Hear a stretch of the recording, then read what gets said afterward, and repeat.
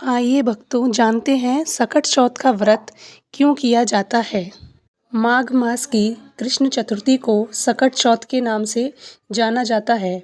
यह व्रत संतान सुख की प्राप्ति, संतान पर आए संकट दूर होते हैं, घर परिवार में सुख शांति रहती है, दरिद्रता और बाधाओं का नाश होता है। सकट चौथ व्रत कथा प्रारंभ करते हैं। प्राचीन काल की बात है। एक नगर में एक अत्यंत निर्धन ब्राह्मण रहता था। उसकी पत्नी अत्यंत पतिव्रता और भगवान श्री गणेश की परम भक्त थी। उनके कोई संतान नहीं थी। इस कारण वे दंपति अत्यंत दुखी रहते थे।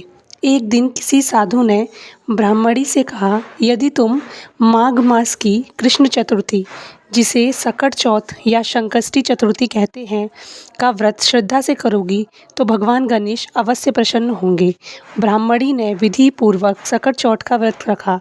उन्होंने दिन भर उपवास किया। संध्या के समय भगवान गणेश की पूजा की, दुर्वा मोदक अर्पित किए और कथा सुनी। चंद्रमा के दर्शन कर अर्घ्य देने के बाद ही उन्होंने व्रत का पारण किया।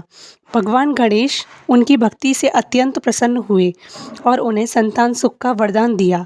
कुछ समय बाद ब्राह्मणी को एक तेजस्वी पुत्र की प्राप्ति हुई, लेकिन दुर्भाग्यवश बालक का एक दिन अचानक मूर्छित होकर गिर पड़ा। ब्राह्मणी अत्यंत व्याकुल हो उठी और भगवान गणेश का स्मरण करने लगी। उसी क्षण भगवान गणेश प्रकट हुए और बोले, हे भक्त, यह तुम्हारे पूर्व जन्म के कर्मों का फल है, परंतु क्योंकि तुमने सकट चौथ का व्रत श्रद्धा से किया है, इसलिए मैं तुम्हारे पुत्र को जीवन दान देता हूँ। भगवान गणेश के आशीर्वाद से बालक पुनः जीवित हो उठा। तब से यह व्रत संतान रक्षा, संकट नाश और मनोकामना पूर्ति के लिए किया जाने लगा। बोलो गणेश भगवान की जय।